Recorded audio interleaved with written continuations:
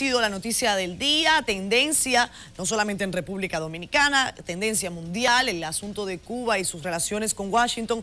Vamos a conectar con nuestro querido amigo analista político Willy Lora. Él sigue en México. Willy, ¿cómo estás? Hablamos de este anuncio de Donald Trump en el centro de lo práctico, porque hoy vimos pues una retórica del presidente Donald Trump que no está muy alejada de lo que había sido durante su campaña electoral allí mismo en la Florida, sino que se centró en algo que a mí me gustaría que me ayudaras a hablar sobre cuál será el impacto y por qué han puesto el ojo sobre los negocios manejados o controlados por los militares cubanos, que entiendo, según cifras, más del 60% de la economía cubana está controlada por los militares del gobierno de Raúl Castro. ¿Qué tal, Willy? Buenas noches y gracias por la invitación de nuevo desde México, mi último día por aquí en México. Bueno, te cuento que, como decían al principio, este es un movimiento político, esto es cumpliendo con una promesa de campaña.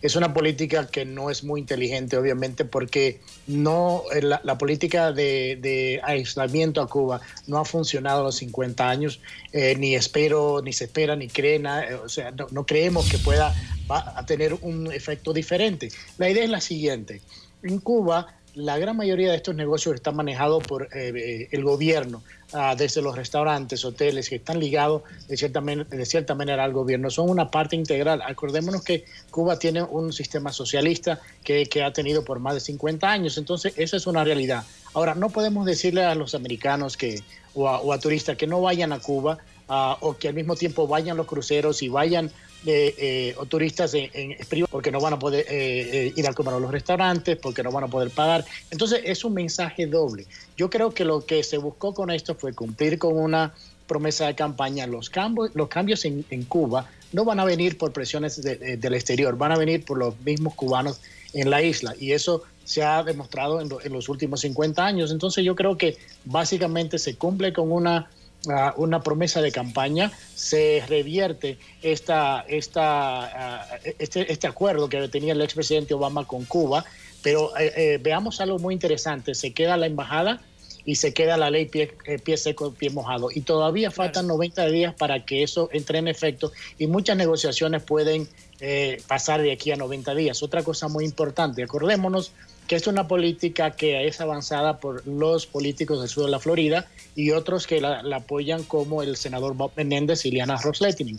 De los tres, Ileana Ros-Lehtinen se retira. Bob Menéndez en octubre está enfrentando un caso criminal de una investigación sobre un médico de la Florida dominicano. O sea, ya de los tres solamente quedaría Marco Rubio, que es una figura importante empujando una política, pero acordémonos que en la gran mayoría del pueblo de Estados Unidos, por las últimas encuestas, le han dicho al gobierno que quieren un levantamiento del embargo en Cuba y quieren ir a Cuba, porque acordémonos... Ese ha sido, Willy, perdón que te interrumpa, ese ha sido precisamente uno de los argumentos del gobierno cubano, que le dice al gobierno de Donald Trump que no está o que no estaría bien asesorado, porque esa situación genera un rechazo incluso dentro de la población estadounidense. Para recapitular brevemente, Willy, y la audiencia, que quede pues bien clara, lo que sigue ocurriendo es que las embajadas en La Habana y Washington de ambos países seguirán abiertas. Otra cosa que seguirá ocurriendo: las aerolíneas de Estados Unidos podrán seguir volando a Cuba, pero el intercambio de lo que se llamaba persona a persona, que fue muy defendido por el presidente Barack Obama, ya no podrá continuar. Lo que hay que esperar también es qué es lo que ocurre con la gente que, por ejemplo, sale mañana. Eso es algo que no ha quedado claro, ¿cierto, Willy?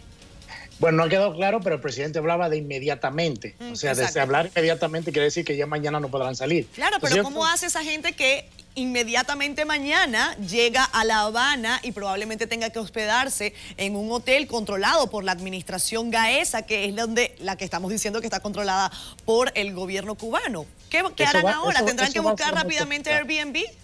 Van a tener que buscar Airbnb porque va a ser muy complicado. Y ese es el problema. O sea, no es algo que te dice, bueno, se va a comenzar a aplicar en 5 días, pero es inmediatamente. Entonces, veamos, y rapidito te cuento. Estados Unidos no tiene esas relaciones con países como China, que también tiene un sistema socialista, Camboya, en África. Solamente lo está aplicando en Cuba porque tiene un interés político, que son los 29 votos electorales del sur de la Florida que ganó el presidente Trump. Entonces, meramente una jugada política sigue, aunque es decirlo, es un político que está cumpliendo con promesas de campaña, aunque sean buenas o malas para uno u otro, pero es básicamente lo que ha hecho. Y esto va a tener un impacto, en la poca empresa privada que existe en Cuba, en los mismos cubanos, los pobres, porque en realidad eso es lo que va en detrimento.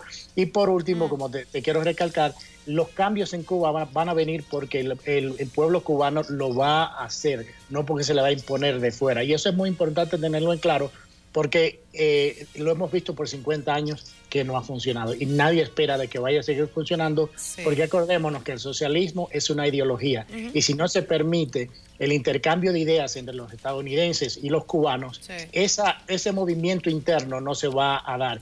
Y lo que resulta haciendo es que sigue la excusa para el gobierno cubano de que todo lo malo que pasa en Cuba es culpa del embargo. Ahí está la excusa, vivita y coleando la excusa. Willy, te agradecemos muchísimo que nos hayas acompañado, tu análisis como siempre, refiriéndote a tantísimos puntos en esta difícil, compleja relación entre Estados Unidos y La Habana. Veremos lo que ocurre en los próximos días. Que tengas buenas noches y buen viaje si regresas a Washington mañana, ¿cierto?